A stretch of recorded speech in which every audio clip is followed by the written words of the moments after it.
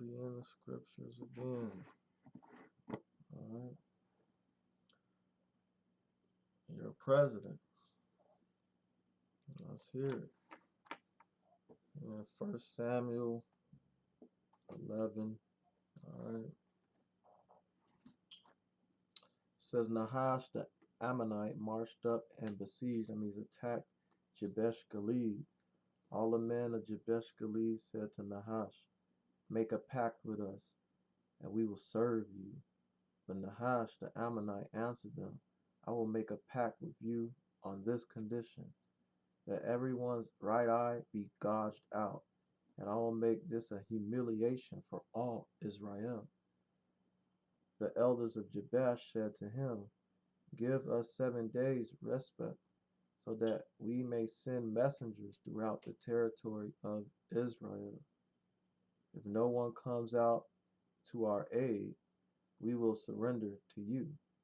When the messengers came to Gibeah of Saul and gave this report announcement in the hearing of the people, all the people broke into weeping. They all cried. Saul was just coming from the field driving the cattle. And Saul asked, why are the people crying? And they told him about the situation of the men of Jabesh. When he heard these things, the Spirit of the Most High gripped Saul, and his anger blazed up. He took a yoke of oxen and cut them into pieces, which he sent by messengers throughout the territory of Israel, with the warning, this shall be done to the cattle of anyone who does not follow Saul and Samuel into battle. Terror from the Lord, the Most High, fell upon the people, and they came out as one man. Saul mustered them in Bezek, and the Israelites numbered 300,000. The men of Judah 30,000. The messengers who had come were told, then shall you speak to the men of Jabesh Gilead tomorrow. When the sun grows hot, ye shall be saved. When the messengers came and told this to the men of Jabesh Gilead, they rejoiced, they was happy. The men of Jabesh then told the Ammonites, tomorrow we will surrender to you, and you can do to us whatever you please. The next day Saul divided the troops into 3 columns. At the morning watch they entered the camp and struck down the Ammonites until the day grew hot. The survivors scattered. No two were left together. The people then said to Samuel, who was it said, shall Saul be king over us? Hand the men over, and we will put them to death. Verse 12 again, it says, the people then said to Samuel, the seer, who was it that said, shall Saul be king over us? Watch what you say out there. Hand the men over, and we will put them to death. But Saul replied, no man will be put to death this day. For this day the Most High has brought victory to Israel. Samuel said to the people, come, let us go to Gilgal, and there inaugurate the monarchy. So all the people went to Gilgal, and there at Gilgal they declared who? Saul king before the Most High. They offered sacrifices, that means gifts of well-being there before the Most High. And Saul and all the men of Israel held a great celebration there. All right.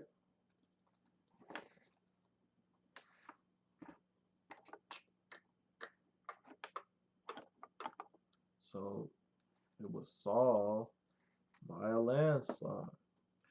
So anyway, let's go to Samuel 12. Let's get to the real deal. All right. 'Cause Saul was already chosen for this. All right. Chapter 12. Then Samuel, the seer, said to all Israel, I have yielded to you. He said, I've listened to you and all you have asked of me.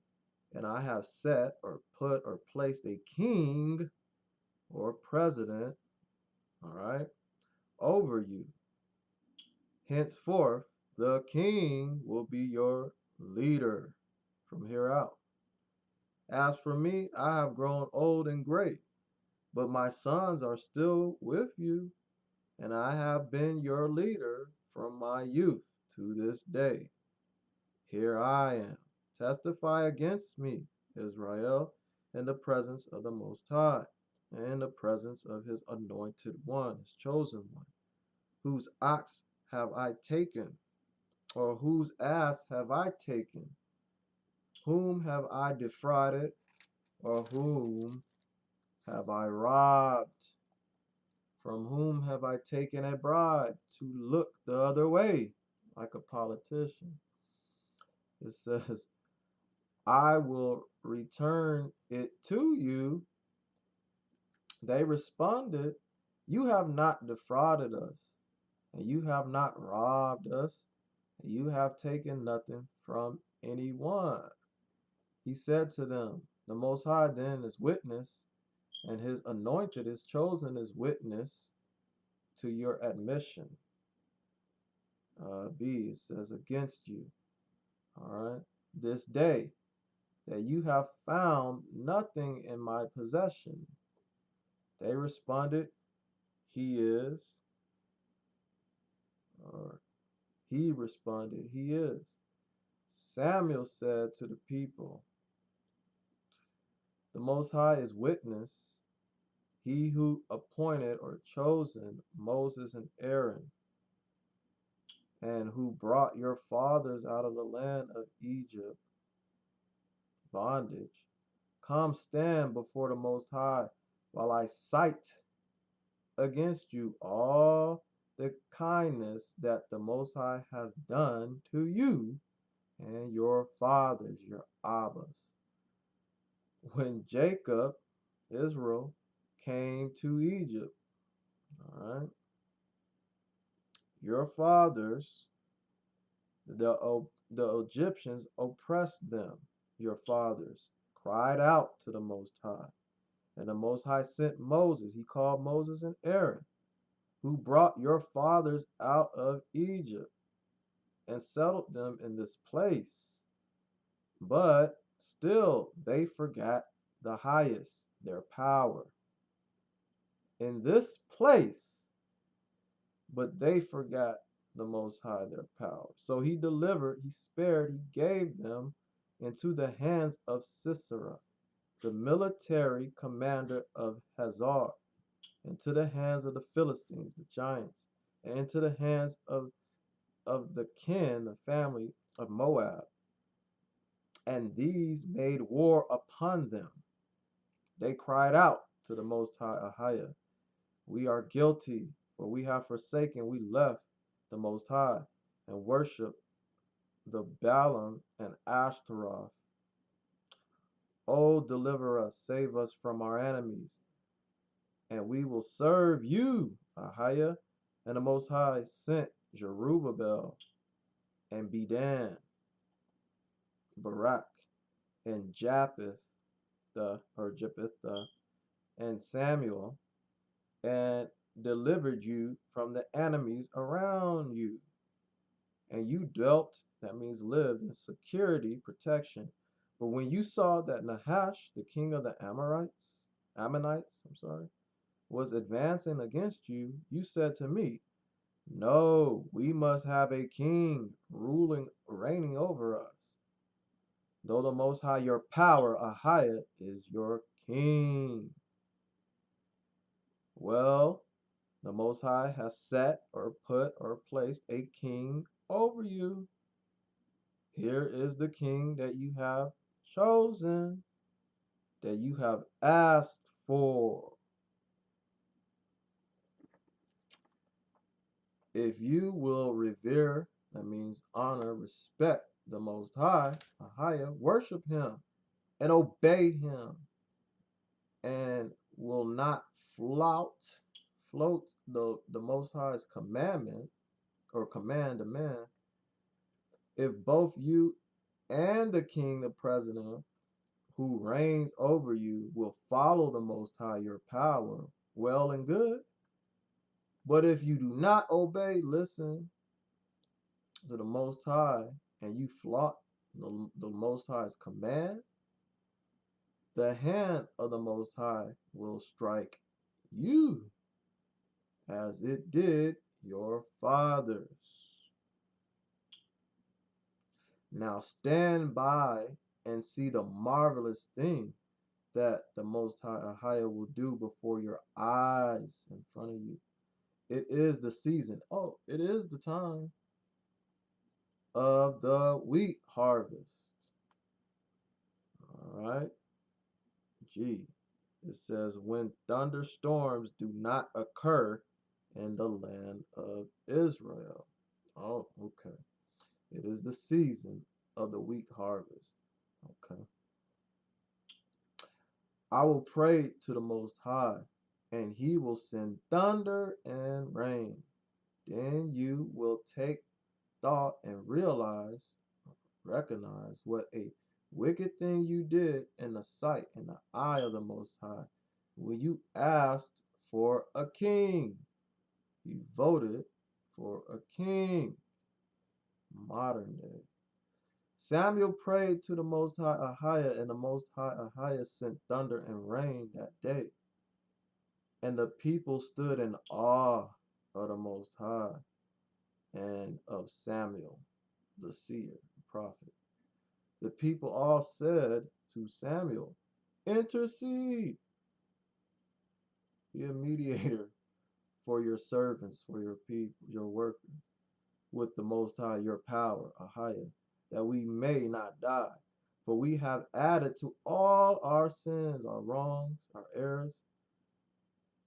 We added to all our sins, iniquity, the wickedness of asking for a king.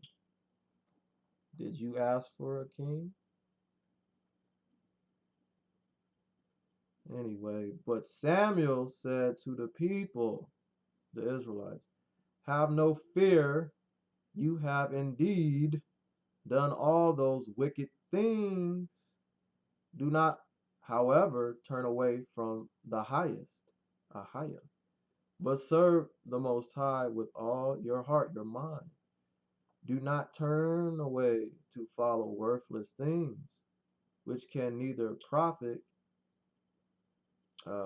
benefit, nor save, but are worthless material things. For the sake of His great name, Ahaya, the Most High will never abandon His people. Seeing that the Most High Ahaya undertook to make you, Israel, His people, as for me, far be it for me to sin against the highest, Ahaya, and refrain from praying for you. And I will continue to instruct, that means teach you, in the practice of what is good and right, righteous. Above all, you must revere, that means respect, honor the Most High, and serve Him faithfully with all your heart, your mind, your spirit, and consider how grandly He has dealt with you. For if you persist, if you continue in your wrongdoing, both you and your king, your president, shall be swept away, destroyed. Shalom.